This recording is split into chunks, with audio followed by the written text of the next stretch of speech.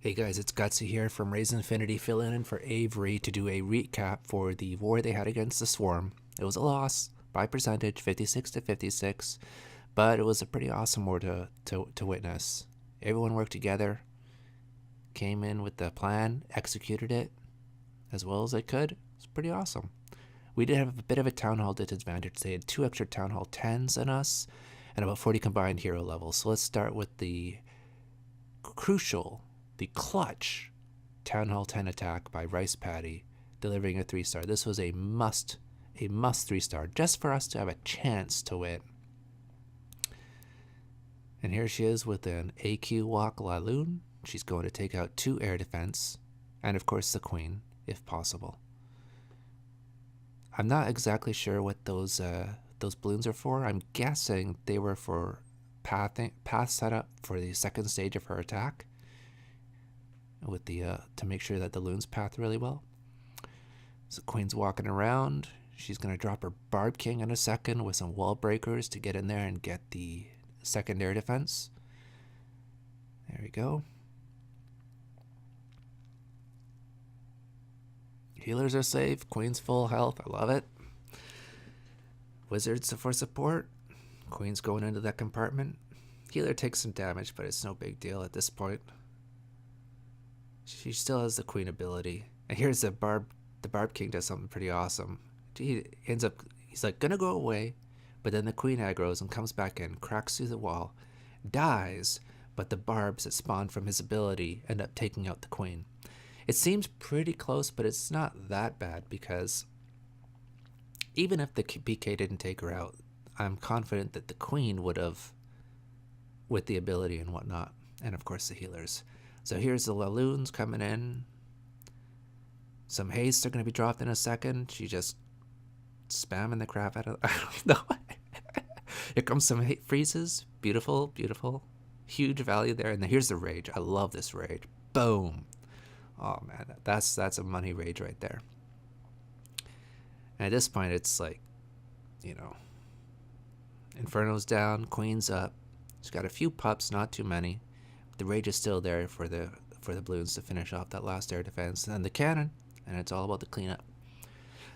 Just a quick shout out while the cleanups are happening to Flo, who during prep day farmed both of his Infernos and the Expo to kind of narrow the Town Hall 10 disadvantage we had. I mean, obviously, it's still it's not quite the same. Like, even his mirror was still maybe, I don't know, 6,000 war weight ahead of him.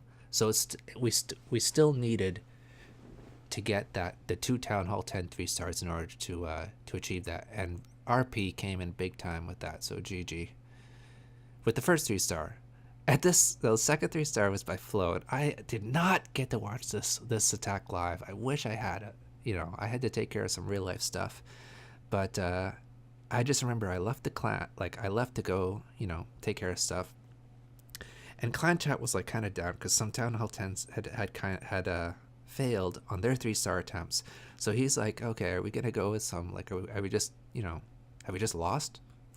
But GCH says something like, oh well, at this point we're just trying to do our best. I mean, you can't really, because Flo still has these baby 18-15 heroes for Town Hall 10, their baby, and here he comes in, he delivers just an awesome attack. It's just awesome. Great poison right there. He loves his go wee wee. And here comes the hogs in a second with a rage. I love it. Just like, no heal. Who needs that? Okay, this freeze is gonna whiff in a sec, which is unfortunate, but he's okay because he still has the Barb King and all the skellies and golems in the core. The jump, and so he's just cracking. He's just pushing right through. He pops the Queen ability there to make sure that everything catches the jump, which is probably a wise choice for sure. And he holds on to these second group of loons. He just for a bit, just waiting for that 80 to go down, and then there they are. Get a few of those point defenses that are just just out of the range of the Queen and all the other stuff. So now it's just about the cleanup. It was actually pretty, I mean, he must have been jumping after this attack. He must have just been freaking on cloud nine. This is awesome. Way unexpected.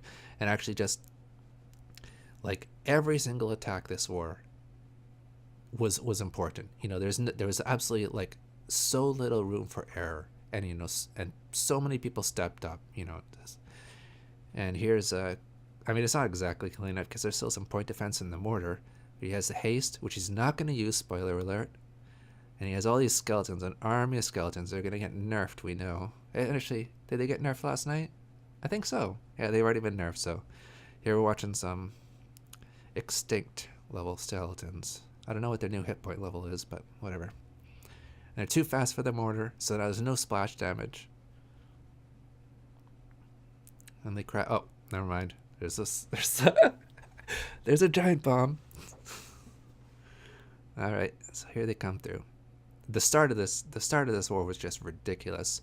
Like every Town Hall 8 was 3-starred in the first couple hours, and we were able to use those attacks to scout out some of the Town Hall 9 bases, which was like huge value because, as I said, there was so little room for error.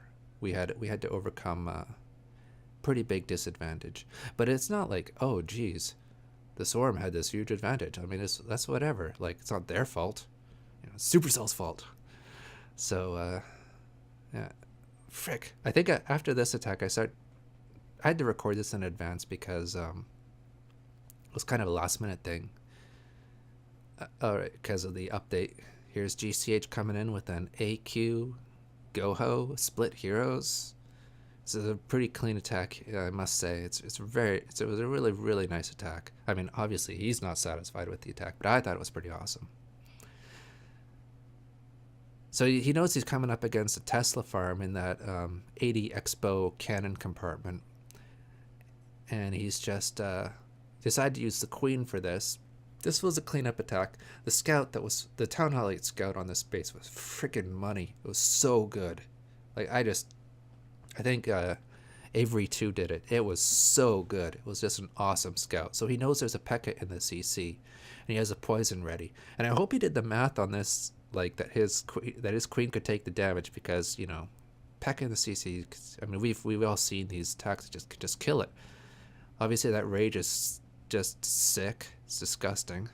Placed that way. I want to make sure the wall breakers catch it, but I mean, that angle, yikes. And good job.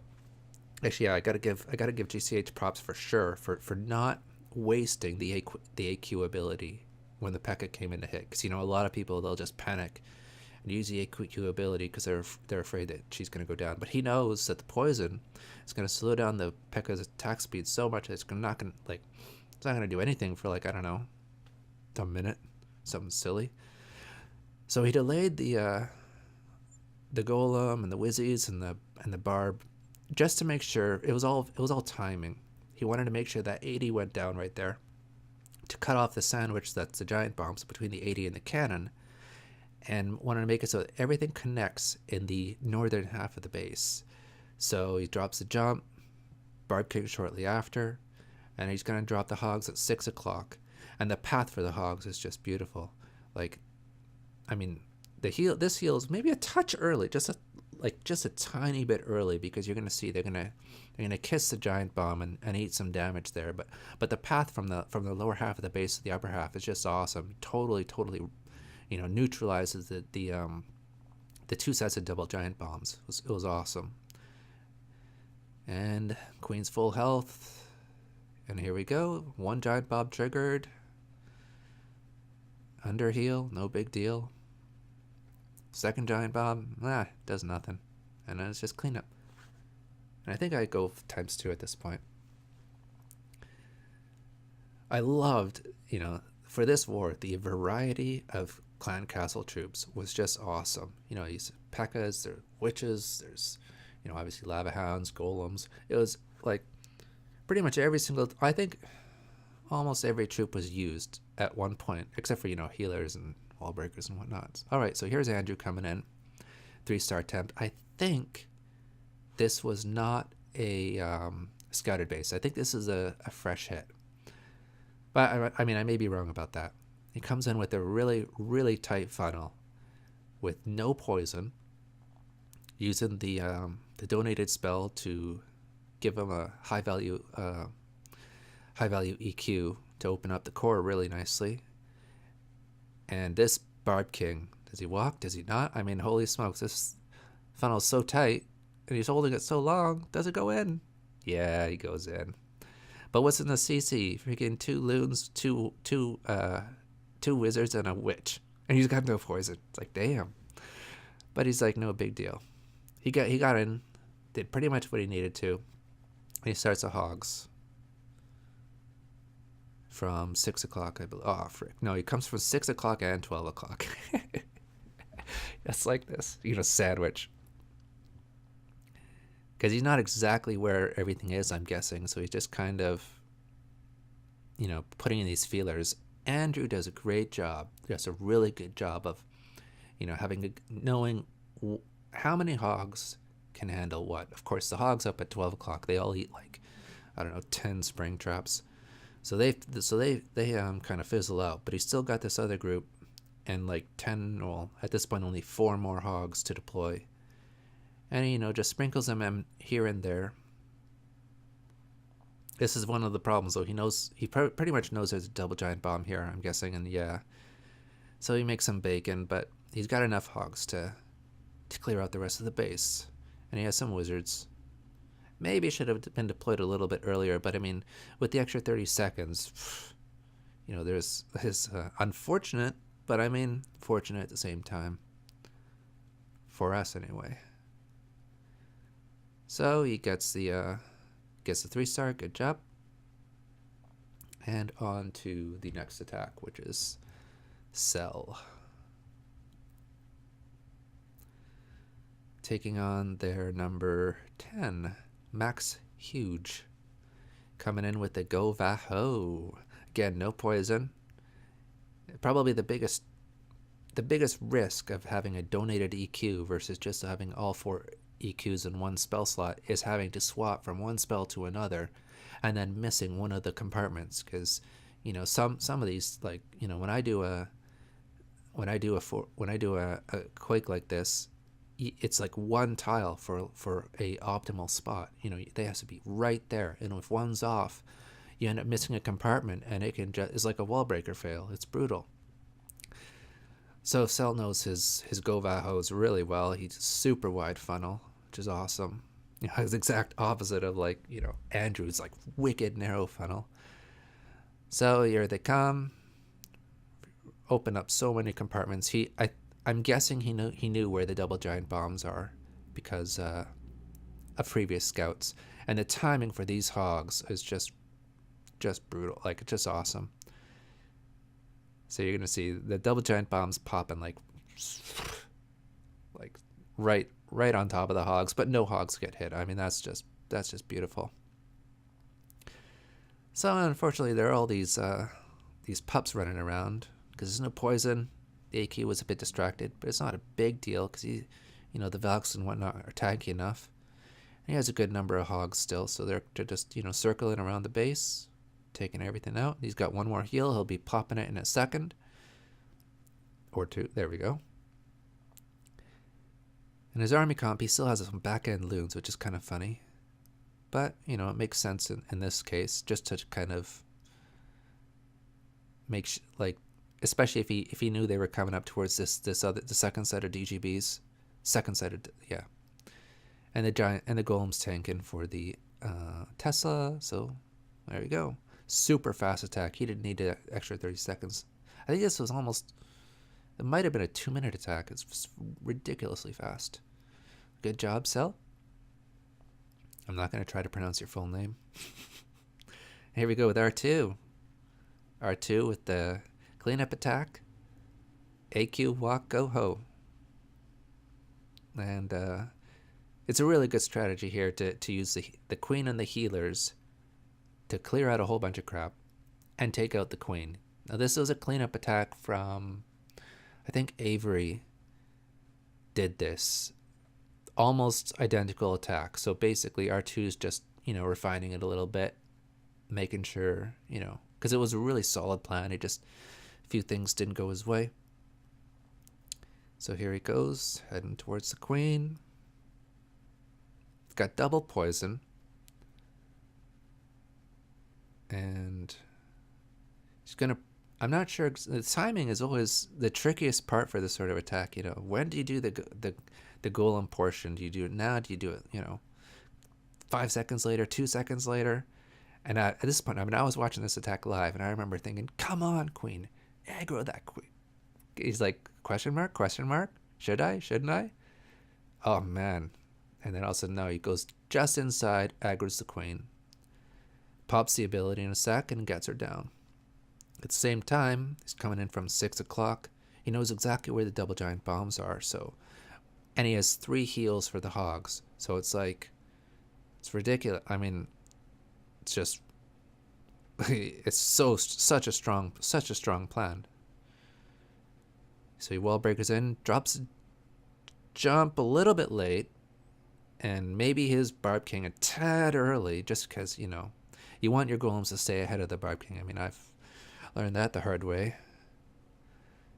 But, I mean, it's just such a strong plan that he gets the 2 giant bombs in a second, and it's over. Queen's still up. Healers are down, which might have made the hog portion a little more awkward, because he might have expected the Queen to be a little bit further into the attack than she was, which causes the pathing of the hogs to scatter a little bit. But he still has 2 more heals, and he uses 1. And there's so little of the base left that it's like, yeah, he can afford that. This is actually a funny moment coming up. I thought that right about here, yeah, there you go. He drops the 2 poisons on the lava hound instead of the skeletons. I'm like, what the frick? But the hogs are under heal. They're not going anywhere. And he's got so many of them, and so little of the base left to clear that it's like, it's game over. So let's fast forward a bit and head to the next attack, which is Lord taking on their number 13. Yeah. And here he comes with again, no poison, EQ, go-ho. And yeah, this is actually this is a neat attack, because he's going to whiff on one of the EQs, the donated one, and just misses by 1 tile. The exact problem that so many people are worried about with this new donated EQ strategy is if you miss 1, then all of a sudden the key compartment is still up, and what are you gonna do? But Lord doesn't panic. He sticks with the plan. He knows that those walls are like severely damaged, so he's gonna go in there and crack them open. Oops, sorry.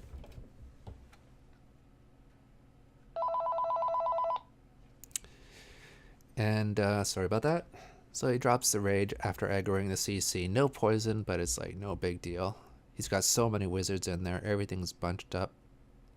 And he cracks through with the golems and gets the Queen shortly after, and then starts the hog portion. And the hog deployment is just beautiful.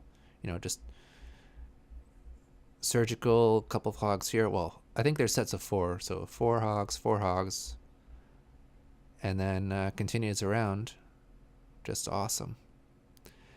The first heal. This heal is just that was great. Because it's like, okay, there's a hogs under the heal, and then there's hogs running into the heal. The second heal, a tad early, but it's he has so many hogs, and there's so little damage to do to them, and he drops this barb, and a second barb, just to eat a couple cannon shots, which is a really nice touch. I mean, what I love about like strategies like that is, you don't need, in this instance, he didn't need to do it, but he's trying to execute his attack as optimally as possible, so that when he is in a situation where he needs to do that kind of thing, and that's what needs to be done in order for him to get the 3-star, he'll be able to do it. So good job, Lord. That was awesome. Great attack. Now we're on to John, doing a cleanup attack from He's refining, I think,